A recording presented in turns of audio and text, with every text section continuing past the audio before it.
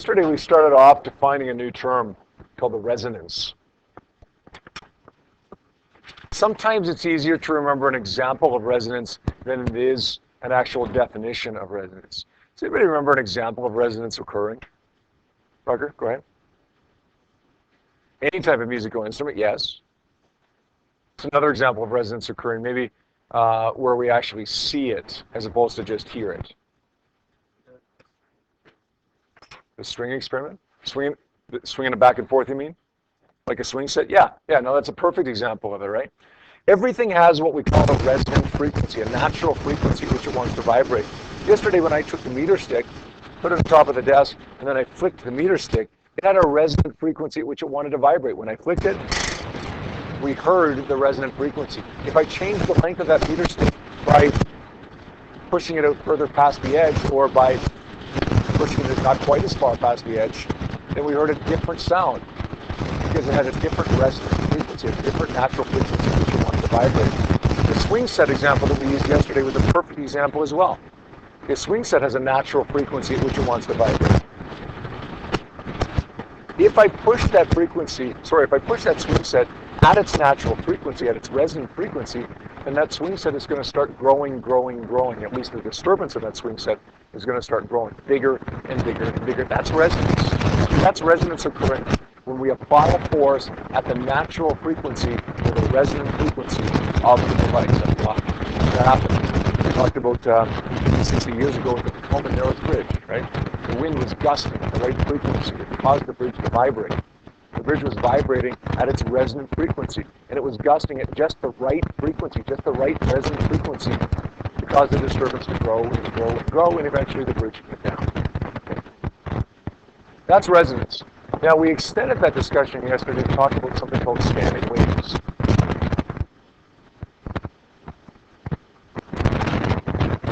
Standing waves occur in guitar strings. We talked about guitar strings for the most part yesterday. They also occur in other instruments. They also occur in other objects. Okay?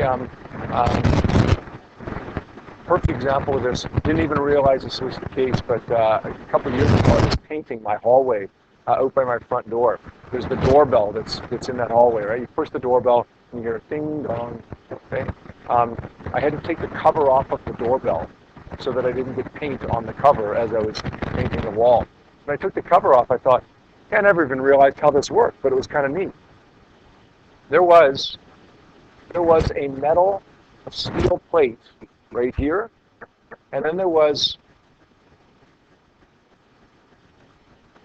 another steel plate down here that was longer. Okay? Now, there was a little hammer that was in the middle here.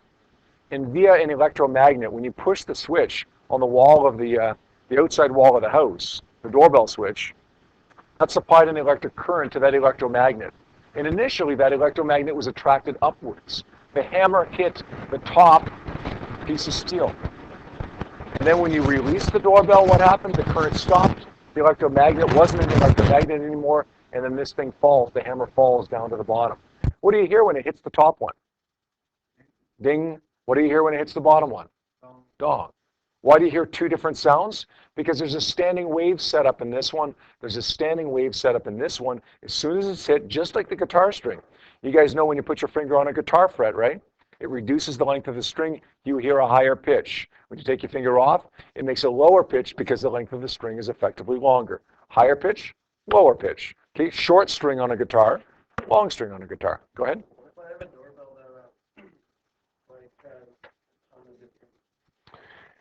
Like, yeah, that would be, yeah. I mean, a lot of newer doorbells are electronic, and they're not based on like a mechanical system at all. It's just some kind of electronic recording like that. Yeah. My house was built about 11 years ago. Yeah, about 11 years ago. So it's just the old-fashioned doorbell. Sorry. What was that? So a standing wave in a string is set up when we reach a resonant frequency.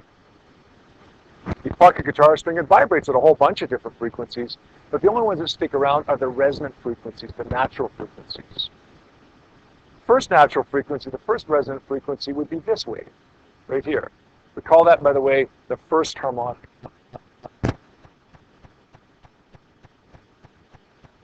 The second one that would be set up would look like this. Right here we got one antinode there. Here we're going to have two antinodes. One bump, now we have two bumps. We're going to call that the second harmonic. And then, of course, we keep going with that. Right, Aiden? Same analysis here.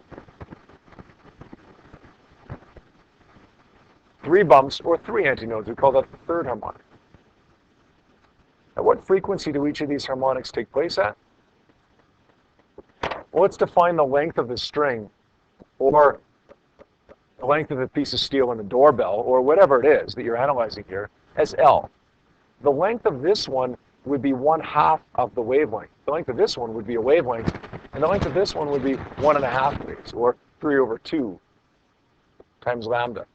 Let's rearrange to solve for lambda. It becomes 2L, becomes L, it becomes 2/3 L. Now let's use the wave equation. That wave equation that we used earlier on in this unit, V is equal to F times lambda, or F is equal to V over lambda, rearranged form of it. Here when we sub in 2L for lambda, my equation becomes F is equal to V over 2L. Here we're going to sub in L for lambda. It becomes V over L. And here we're going to sub in 2/3 L, which, if we want to simplify that a little bit, it becomes the same thing as saying 3/2 times V over L. Now, what do you notice about the first one? F is equal to V over 2L, not much. What do you notice about the second one? Well, the second one is twice the first one. V over 2L, V over L. It's twice the value of the first one. What about the third one? 3V over 2L? The third one is going to be 3 times the value of the first one. So you got a few options here. Okay, when you're analyzing these problems, you can derive an equation for each of the different harmonics, or you can derive an equation for the first harmonic and then just multiply it by 2 or 3 or 4 if you're dealing with a second or third or fourth harmonic. Now, we were working on some questions yesterday. These questions here, 1 to 5, and then we had 6, 7, and 8 on the next page. We didn't have those for homework last night, but you did work on them in class for quite a bit of time yesterday. Are there any of those that you need to go over here right now before we go any further with this? Any of those questions from the sheet yesterday that you were working on that we should go over today? You guys are okay with all of them? Well, if those ones are okay, let's take a look at another type of standing wave, one that doesn't occur in a guitar string or in a doorbell, but rather one that occurs in something like a horned instrument or a wind instrument or a water bottle. You blow across the top of a water bottle, what do you hear? You hear a sound, right? There's a standing wave that's set up inside that water bottle that's generating that sound that you're hearing. You blow across the top of it, there's a whole bunch of different frequencies that are set up, just like there is in a guitar string when you pluck the string. The only ones that stick around are the standing waves, the resonant frequencies or the natural frequencies of that. Now, how can we change the natural frequency of a water bottle or some other musical instrument that you blow into? Change the length of it, just the same as you do with a guitar string.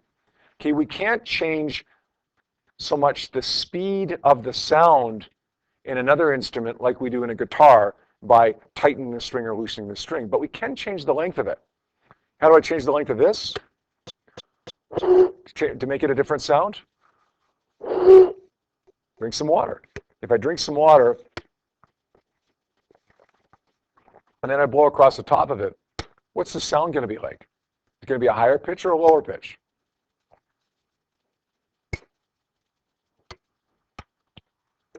Higher pitch or lower pitch? I want you to make a prediction before I blow across the top of it. Why do you say lower pitch? Yeah, in the end, if the longer piece of steel on the doorbell produced a lower pitch, the dong, as opposed to the ding, ding, dong, the longer one produced a lower pitch, and the longer guitar string produces the lower pitch, then the longer air column is going to produce the lower pitch when I blow across the top of it. I drank a few drinks of water there. All of a sudden, the air column is a lot longer now. It's about, I don't know, 5 centimeters longer than it was before. There's more space for the air to vibrate there. Therefore, it's going to have a lower resonant frequency, and therefore it's going to produce a lower pitch. Well, how are we going to predict what the sounds are going to be like, what the frequencies of the sounds are going to be like on air columns as opposed to things like guitar strings? Let's draw the pictures again. This is my water bottle, 3 of them, for whatever reason turned up on their sides. Because what? Sure. Let's draw the standing waves that occur here. If you remember, the first one with the guitar looked something like this. We had an antinode in the middle, and then we had a node at each end. We always have a node at a closed or a fixed end, but we always have an antinode at an open end. So if this is my water bottle lying on the side, the air that's vibrating back and forth inside this water bottle would look, if we could see it, would look something like this, where we have a node at the closed end, and we have an antinode at the open end. So the first harmonic that you see in a guitar string or a doorbell looks like this. The first harmonic that you would see, if we could physically see it, in a water bottle would look like this. Still one antinode, but it's only half of what we had before when we had the guitar string. What's the second one going to look like? Well, we go from 1 bump to 2 bumps.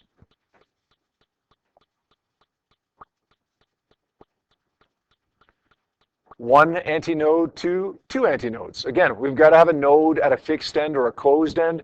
We've got to have an antinode at an open end like this. Next one's going to be? I'm sorry? Sorry? We'll talk about that in a second, yeah, but it's the next possibility that we can see. Okay? Next one's going to have 3 bumps. Let's try that again. So we go 1 bump, 1 antinode, 2 antinodes, and we have 3 antinodes. Let's start deriving equations for these ones here, okay? The length of this air column, the length of the water bottle not including the water. It's the length of the air part of the water bottle, where the air can vibrate back and forth when I blow across the top of it. We're going to call that L. Let's draw a complete wave again here, or lots of them. How many wavelengths do we have right here on the first diagram? Remember, for the guitar string, it was a half of a wave. What is it here? We're going from a node to the top of an antinode, but no further. We're going right here. How much of a wave is that? That's a quarter, right? With the guitar string, we went all the way over here. That was a half a wave. Okay, we're only going a quarter of the way this time, a quarter of a wave. So let's say L is equal to 1/4 lambda. Next one. What do we get there? We're going from node to antinode, back down through node, back down to antinode again. It looks something like this. How much of a wave is that? That's 3/4, right? So let's say L is equal to 3/4 of a wavelength. And then this one is going to go from here to here. Let's draw this one out. Okay, somebody else this time. How much of a wave is that? This was 1 complete wave all the way to there, right? How much more did we have? How much more did we have beyond 1 complete wave? 1 wave plus a quarter. So it's not 1 wave, it's 1 1/4 wave, or the easiest way for us to write that is 5/4 of a wave. Now, let's do the same thing as we did with the guitar string yesterday. Let's rearrange it to solve for lambda. It becomes 4L. This becomes 4/3 L, and this becomes 4/5 L. Now let's take the wave equation that we learned that we saw yesterday. F is equal to V over lambda. And then let's sub in whatever our new term is for wavelength here. Let's sub in 4L for this one. It becomes V over 4L. V over 4/3 L, which we can simplify a little bit. Say F is equal to 3V over 4L. This becomes V over 4/5 L, which, again, we can simplify a little bit and say 5V. We can figure out how to use the eraser here. 5V over 4L. What do we notice about the first one? Well, the first one for the guitar was V over 2L. The first one for the water bottle, when we blow across the top of it, is V over 4L. So the first harmonic that we see for an air column or some kind of musical instrument that's closed at one end and open at the other end is not going to be the same as the first harmonic for the stringed instrument. It's going to be half of the same value. It's V over 4L instead of V over 2L. What do we notice about the second one?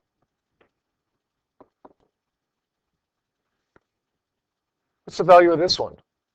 V over 4L, and this is 3V over 4L. This is not the second harmonic. Rather, this is the third harmonic. And this one is the fifth harmonic, 5 times the value of F1. There is no second harmonic. There is no fourth harmonic. When you have one open end and one closed end, like you do in a water bottle, the even-numbered harmonics don't exist. That make sense?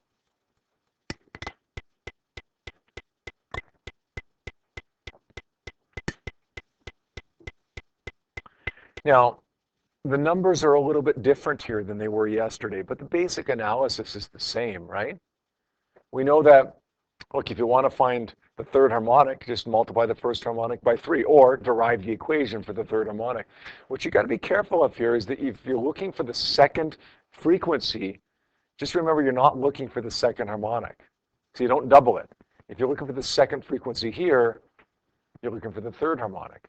So you've got to triple it. Make sense?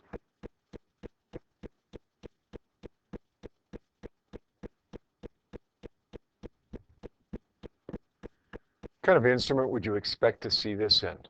What's a musical instrument that has one open end, one closed end that you blow into? Clarinet? What else? A flute? Okay. Trumpet? There's lots of them, right? A what? A didgeridoo? You know what? I've never actually seen a didgeridoo. I don't even know what a didgeridoo looks like. But somebody last year told me that a didgeridoo has 2 open ends. When you're playing, what it is just a Sorry. Okay. So do you, and you blow into the one end, not like a flute, but you blow into the one end, like more like a clarinet.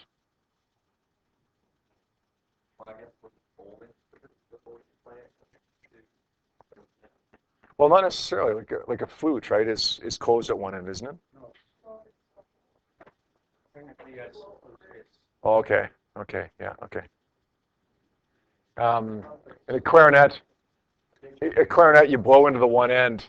That can be considered to be one open end and one closed end still, right? Because your lips are effectively making the one end closed. You do close one end? Okay. I'm not sure of an example of an instrument with 2 open ends, to be honest. Like I said, somebody last year told me that a didgeridoo was 2 open ends, but like I say, I've never actually seen one, so I'm not really sure. Well, it's 2 open ends until you play it, right? But that's what we care about is when we're playing it, right? Let's say we've got just a pipe here, and we're blowing across the end of the pipe as opposed to blowing into the pipe. So we're not sealing it off. We're blowing across the end of it. So it's got 2 open ends. What's it going to look like here? You know that when we have an open end, we have to have an antinode. When we have a closed end, we have to have a node. So this one's going to look something like this. Oops. Not like that. It's going to look more like this. Remember the last one? We had a node, and we had an antinode up here at the open end. Because we have 2 open ends, we have to have an antinode at both ends.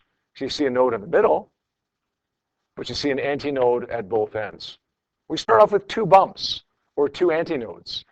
The next possibility is going to have 3 antinodes, or 3 bumps. 2 bumps to 3 bumps. The next one's going to be 4 bumps.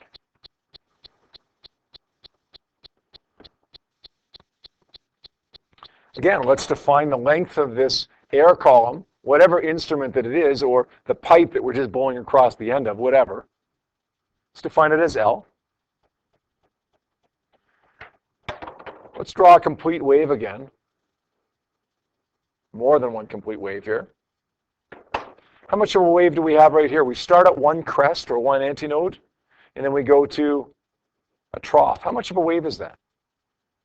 We're going from here to here. Is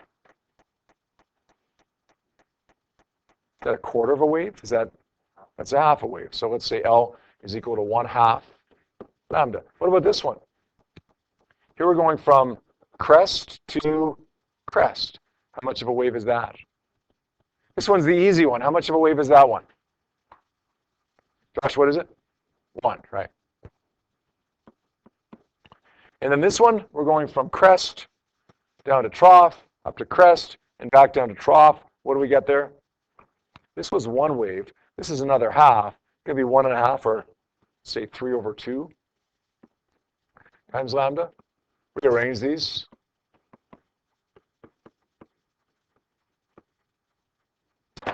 And then let's use our wave equation again. F is equal to V over lambda, which is V over 2L. F is equal to V over lambda, which is V over L.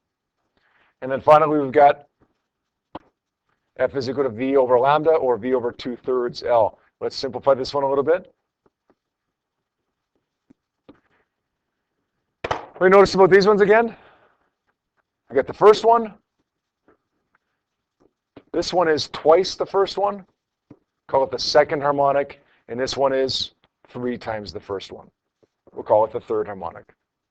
If you go back to the stringed instruments that we looked at yesterday, we have the same resonant frequencies, or the same standing waves that are set up in these 2 open ends as we did when it was 2 fixed ends, like the guitar string. So the analysis of this is exactly like the guitar. The analysis of the 1 open end, 1 closed end is almost like the guitar. The analysis of 2 open ends is exactly like the guitar. Yep. That's right. No, that's right. The wave setup inside is a little bit different because we have 2 antinodes instead of 2 nodes. You're absolutely right. But the mathematics of it ends up being exactly the same. Keep in mind, though, the speed of a wave in a guitar string, V, would be different than the speed of a wave in an air column, right? So the numbers are going to be different, but the analysis will be the same.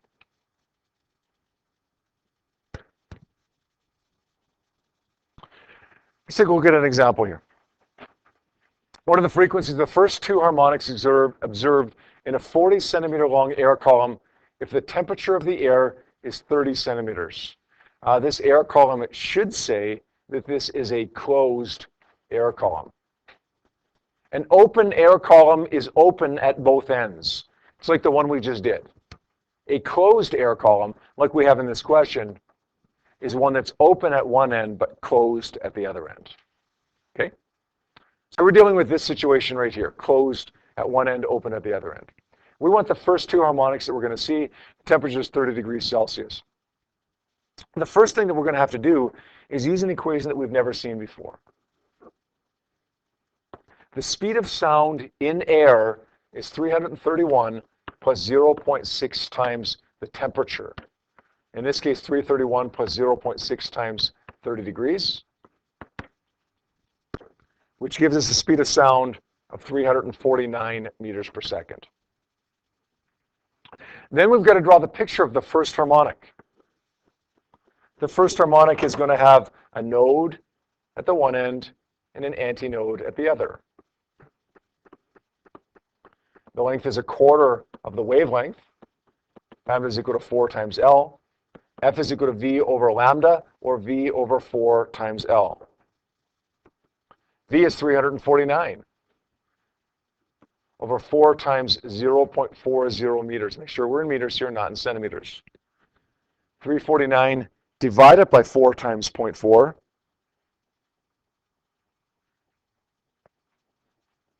is 218.125 hertz, or we'll round that to 218 hertz. That's the first one. How are we going to find the second one? Well, we could draw the diagram. We could derive the equation that we did back here and go through the same analysis as we just did for the first harmonic. Or we could take the first harmonic and do what with it? Yeah. Times it by 2? No. Times it by 3. Why? Yeah, no, that's right. That's right.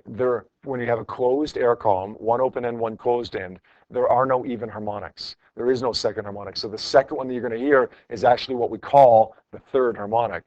And the third harmonic is 3 times the value of the first harmonic. So it's 3 times 218.125, which is 654.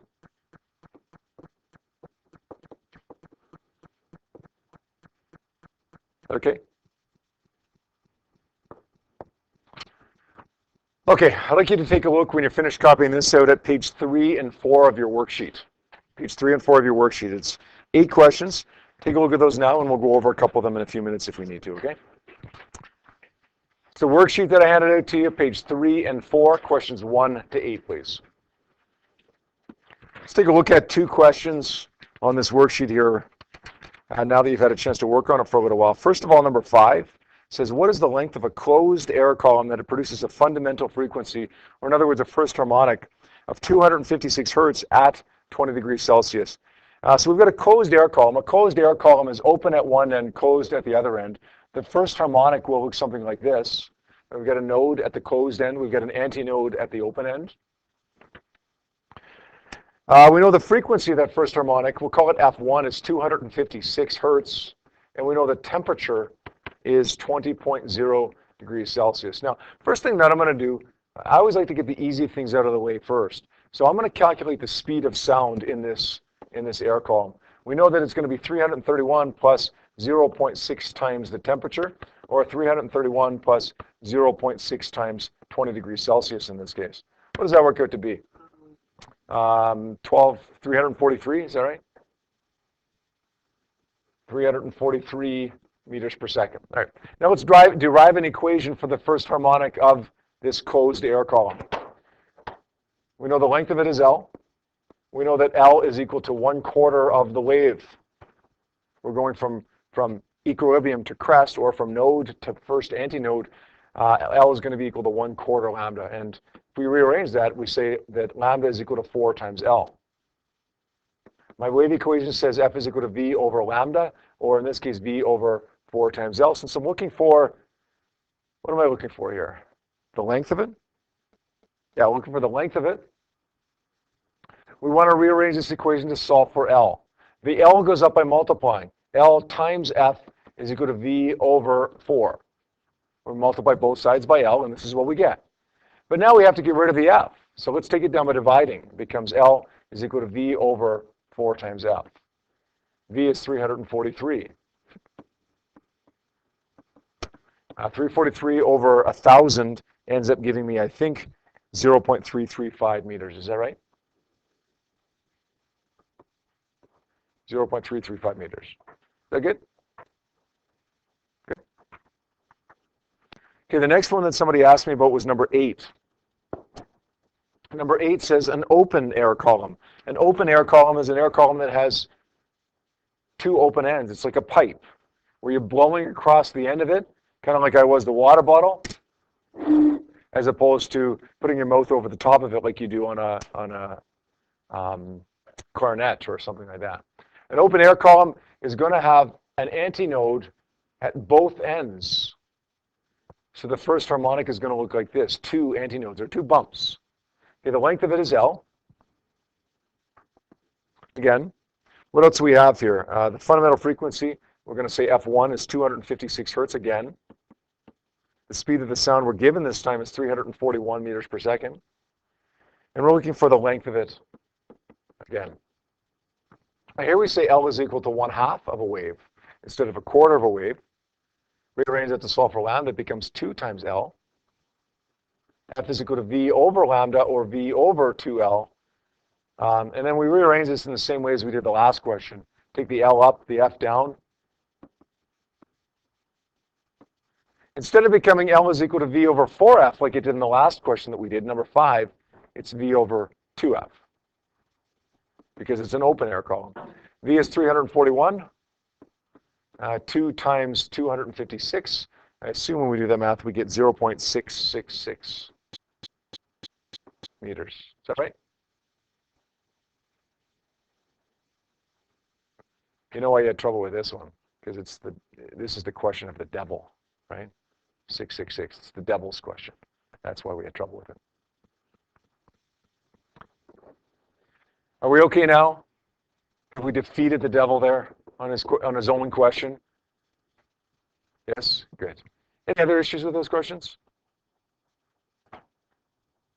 No? These are good?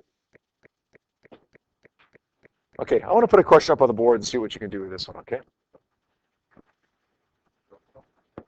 If you're still working on the questions from the worksheet, that's fine. Let's leave this one until after you've finished that worksheet, okay? Those are the most important ones. This is a little bit of a step up, okay?